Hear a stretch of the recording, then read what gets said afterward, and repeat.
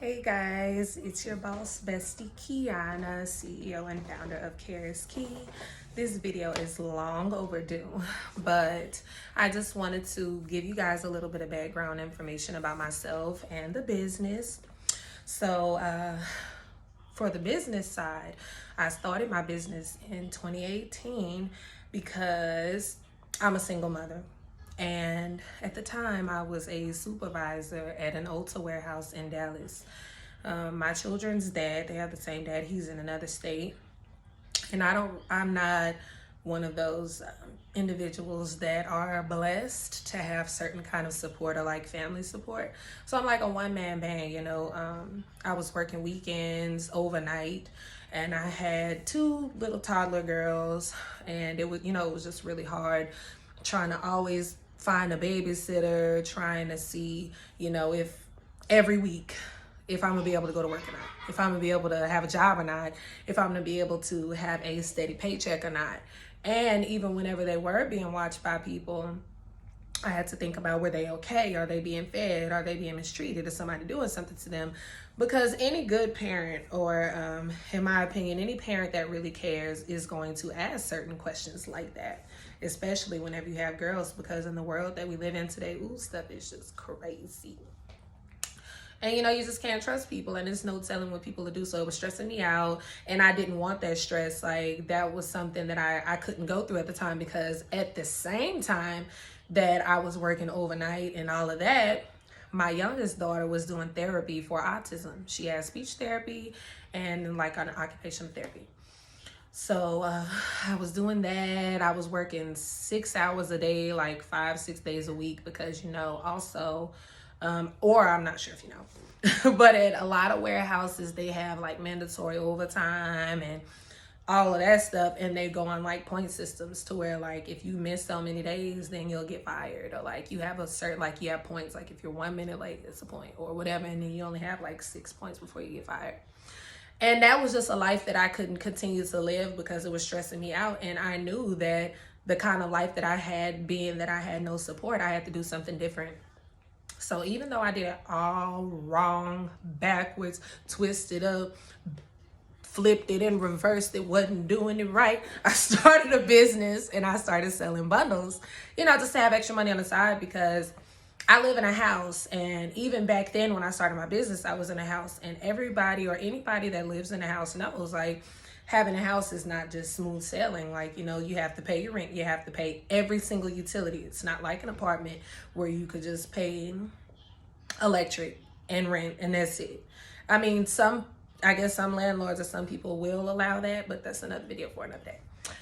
But yeah, it was hard. So I was trying to get another hustle to help me with additional income, and eventually substitute the 9-to-5 life for my regular life, and then I can be free to do what I want with my children and still provide that life. But as time continues to go on and things continue to progress, my plan didn't work out as I expected, because life throws all kind of things at you, and your plan, or the plan that God has for you, isn't like this. It's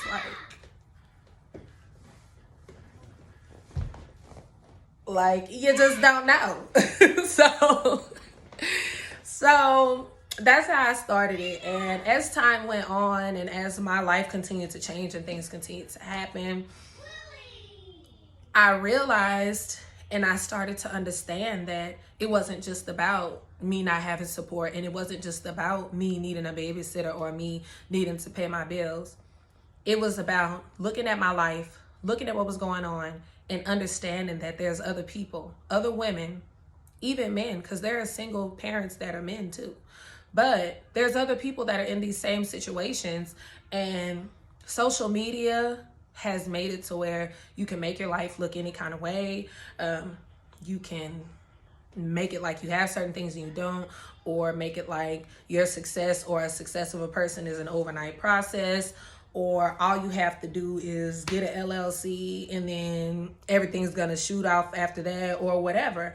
And my purpose of this YouTube channel and the purpose of my business is to show and be transparent in what real life is for certain people, because everybody doesn't have that struggle. But at the same time, the people that do have that struggle, they're not mentally strong enough to maintain and balance certain things, or make the sacrifice to being a business owner holds, or make a sacrifice whether you're a business owner or a 9-to-5 worker, the sacrifice or the knowledge of there's other people out here that have your same life and that it's going to be okay. And I'm going to teach you, and I'm going to show you, and I'm going to tell you everything that happens with me, everything that I have to go through to experience certain things or to get to certain goals, what I went through in my life, how-tos, what to do, what not to do, what I learned, what I've experienced, all of that good stuff. Because I feel that transparency is so important, because a lot of people do know that social media and all of that is like fake and it's a fluff on people's lives. So they sit and they scroll and they try to pick people apart, and they say, girl, you see, she got that new Range Rover. Girl, her boyfriend a scammer. That's how she got that. He buy all the new J's every time he drive. Baby, he got a credit card. I'm here to help everybody understand and get past everything. Like, I just want to go through life with you. I want to grow with you. I want you to grow with me. I want you to see what it's like real time for real people. Some celebrities let you in on their lives, and a lot of them don't. And some of the ones that do, they charge you for that. That's another thing that I'm here for. The things that I've learned and the things that I do learn, or the things that I know and that people are charging for, I'm here to give it to you for free. Why? Because I would do everything that I do for free if that's what the world called for. Like, if the world allowed us to, I would do every single thing for free, because it's hard. Like, it's really hard to do a lot of things. And in a world where people are selfish and where people are worried about what they're doing, or where people are trying to pick apart what other people are doing and how they're doing it, I'm just here to tell you and show you that real people still exist. People with natural affection, people that care about more than just themselves, people that are here to be of service of you.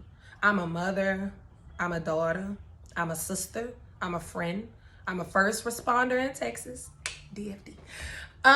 Yeah.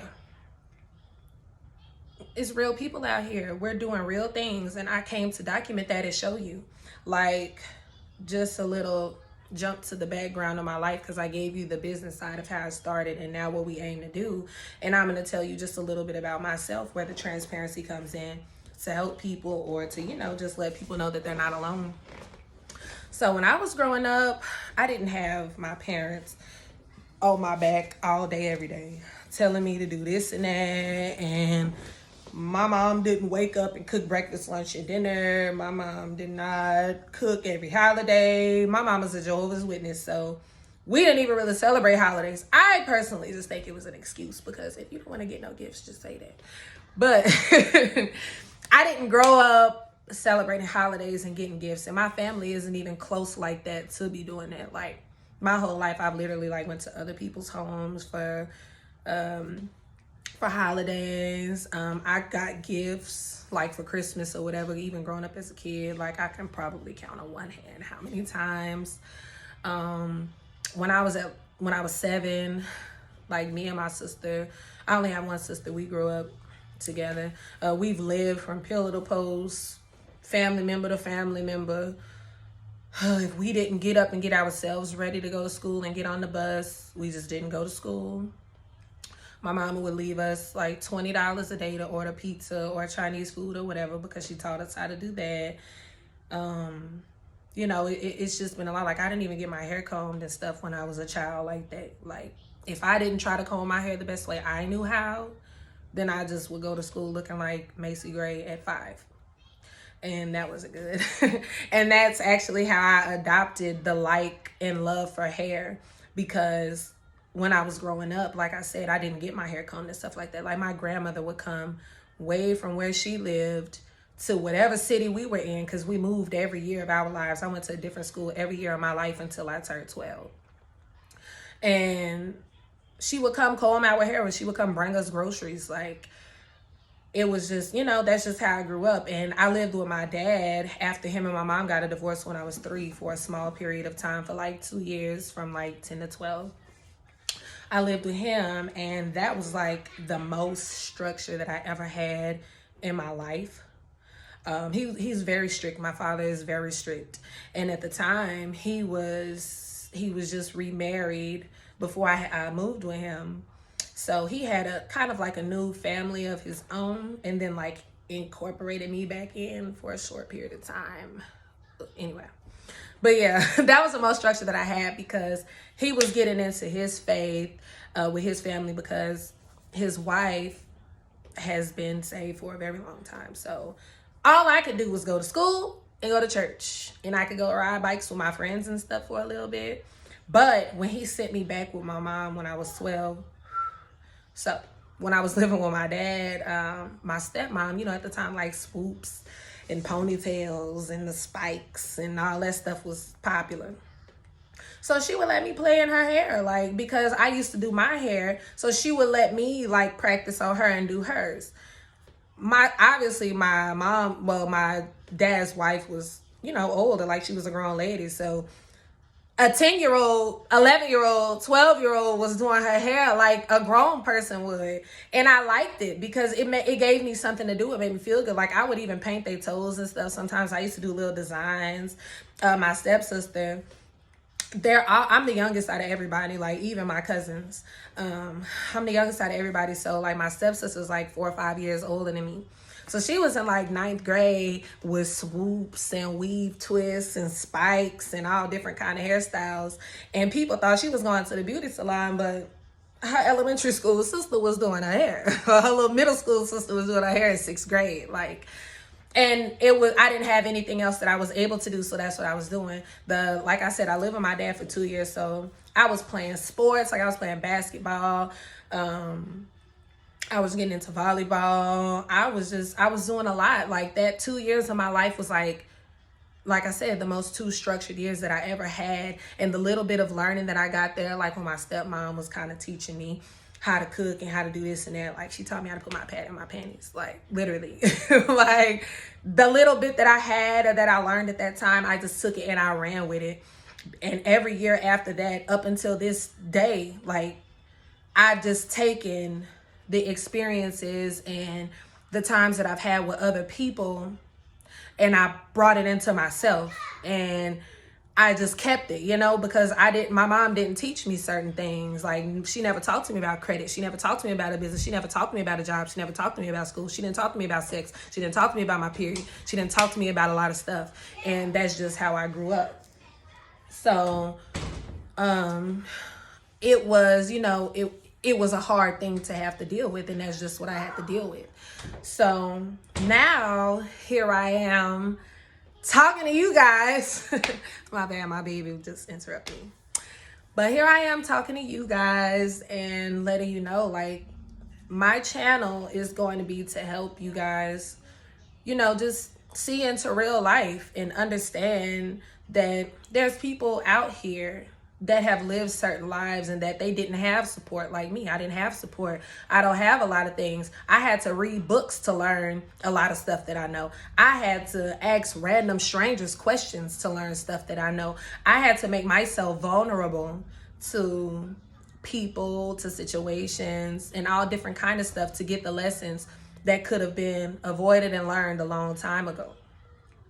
But I'm going to document my journey as I grow in my business, as I grow in my channel, and as I grow as a person. And I want you guys to grow with me and learn with me.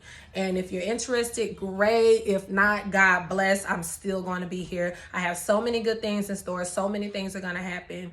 And I just hope that, everybody has a great, prosperous year, and that you continue to look for more from me. And care is key.